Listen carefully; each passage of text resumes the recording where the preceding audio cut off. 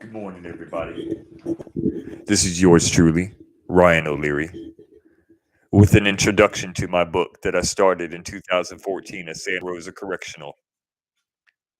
I'm trying to set the mood with a little bit of background music for you guys because I just want you to sit back, get your drink on, get your smoke on, and just listen as I read to you an Italian Mafia story like you've never heard before.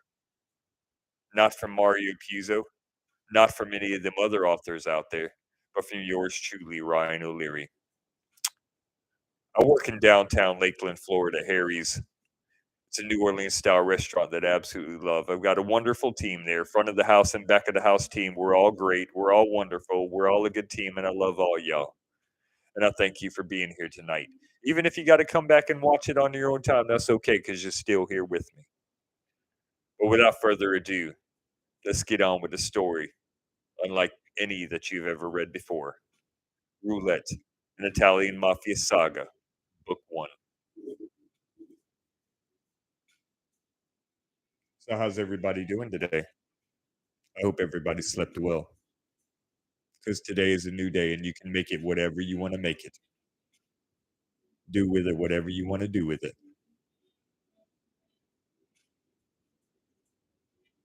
I just hope that you had a good one.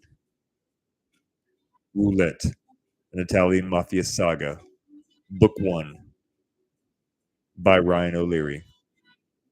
Oh, and YouTube, I do not own the rights to this background music that you're hearing right now, just so you know. Out of respect for all the YouTube employees and people that are working the site, I do not own the rights to this music, but I thank you for letting me play it. The game of roulette is one that is greatly misunderstood when the metaphor is taken from the table to a life. Roulette involves different players using different colored chips so the bets are not confused. The value of one's chips is based on what was paid for them. Each spin of the red and black colored wheel provides a multitude of options for each player. Any bettor may bet on single, rows, or on adjacent numbers, or even bet on colors, odd or even numbers, among others. For example, a bet on a single number pays 35 to 1, including the 0 and the double zero. Bets on red or black odd or even pay 1 for 1, or even money. The roulette rules do pay out for single chip bets and the many combinations available to the bettors, even the exact placement of the chips. Each bettor is responsible for the correct positioning of their wager on the layout, regardless of whether the bet is placed by the dealer. Every day you wake up, the game of roulette begins.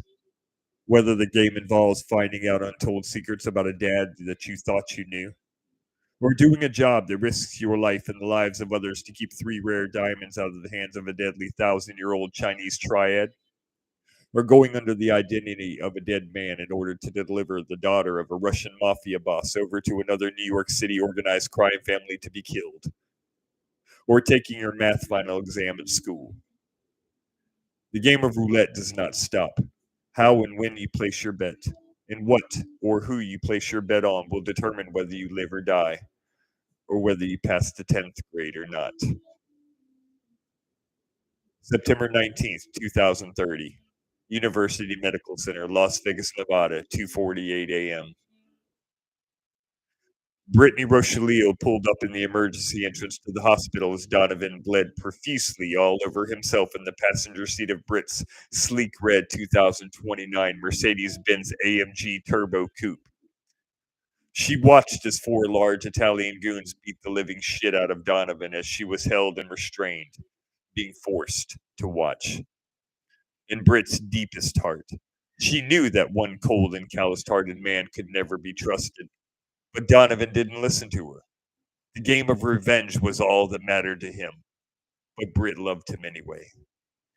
Britt opened the passenger door red faced and in tears as she pulled Donovan's still breathing body out onto the concrete path that led inside. She could barely hold back her vomit as Britt tried not to look at Donovan's lost blood. His body timbered from the seat to the ground as she weakly got him out. She could see several faces of both pedestrians and hospital staff looking out through the mechanical glass doors as she drug him slowly inside. Somebody help me, Britt screamed as she pulled Donovan across the threshold by his left arm. It was a long trail of blood that led from the car all the way to where they were.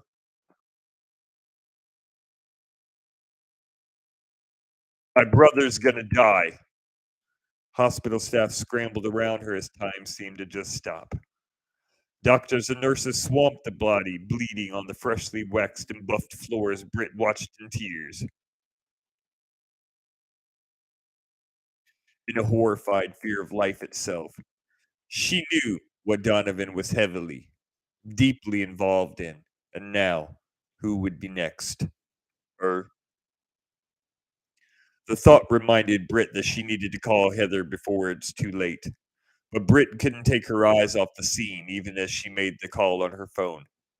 Heather, get down here to UNC now. Donovan's been shot. Britt heard the piercing scream of Donovan's wife of a little over 7.5 years after she told her what happened. Their two kids were now crying. 4 times in the chest. I don't know who the men were, damn it. Okay. Britt ended the call and returned to her brother's side as two much older male doctors approached the bleeding body on the stretcher. Dio mio, Dr. Roberts said as he looked at the badly beaten face in front of them. I know who this man is. Dr. Randolph, get this man to OR now, Dr. Roberts said in a low but hurried tone, then quickly approached and interrupted the fast moving stretcher. Everyone stop working and get this patient out of here now. What?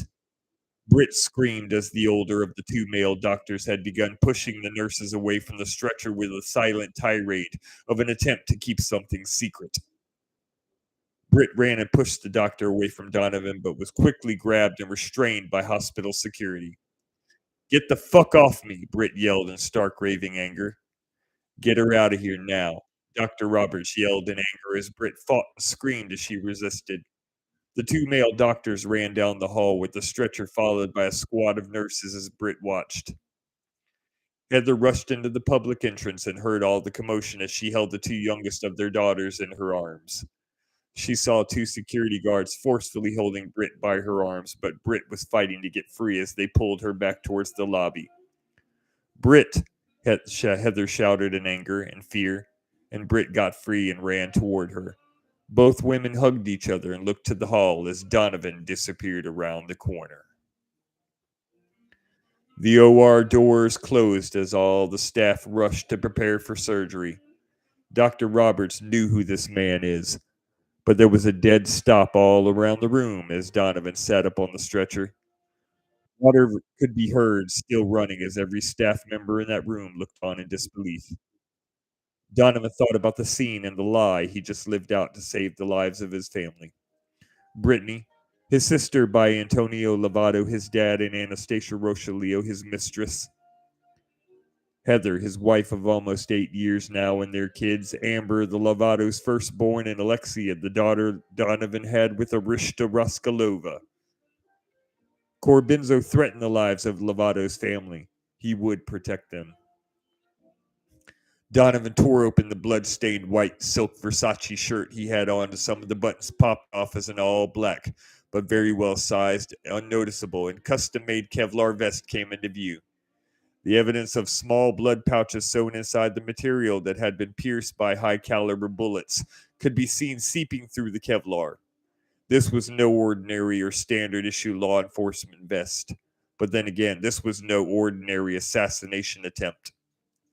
Every pair of eyes in that room watched as the Don of Las Vegas, Nevada, and the Prime Minister of the Italian Mafia, the Godfather himself, got up and approached Dr. Roberts, then stopped a breast distance from the doctor's face. The smoky gray eyes that pierced the doctor's brown eyes sent chill bumps up his spine. Wait 10 minutes, then go out there and tell my wife that I died. I've got something to take care of, Donovan said in a firm, solid tone, then left the room. Heather was sitting in the hospital chapel with her and Donovan's two daughters, 4-year-old Amber and 3-year-old Alexia. Both girls saw their mother's tears and they just wanted to see their daddy. Britt was in complete silence as she sat with her sister-in-law, They couldn't think of anything but Donovan's bloody body on that stretcher. The chapel door opened and both women looked behind them to find one of the two doctors coming down the aisle. Heather clutched Alexia and stood up with 100,000 things on her mind at once involving her husband and the reason they were all here. Even her husband. Britt eyed the doctor with red-hot anger in her eyes as he approached them, briefly looking at the children with a disheartened smile which faded as he returned his focus to the matter at hand. Miss Lovato, Dr. Roberts said in a tone that only meant one thing. Yes, I'm Heather Lovato. Is my husband going to be okay? The tears that streamed down this young woman's face were just part of everyday life in this line of work. But this was never easy. I'm sorry. But Dr. Roberts began, and Heather screamed in an agonizing mourn as she dropped to her knees in now uncontrollable crying. Britt ran off and ran right out of the chapel door, leaving Heather, the kids, and the doctor alone. My name is Donovan Jean-Pierre Lovato. I'm 24 years old, and I live on the top floor of a Lure Tower in Las Vegas, Nevada. I'm not some hotshot mojo or some street thug. No, this is the real deal. The Italian Mafia. I was 16 years old when all this began. Let me tell you about it.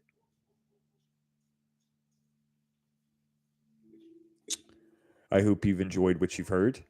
That was a taste of things to come. I wish you all a blessed day.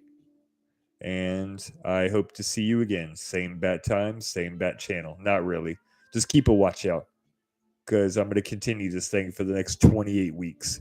My book will be on sale between December 25th this year and February 14th next year. I hope you like it. God bless. I'm going to talk to you later.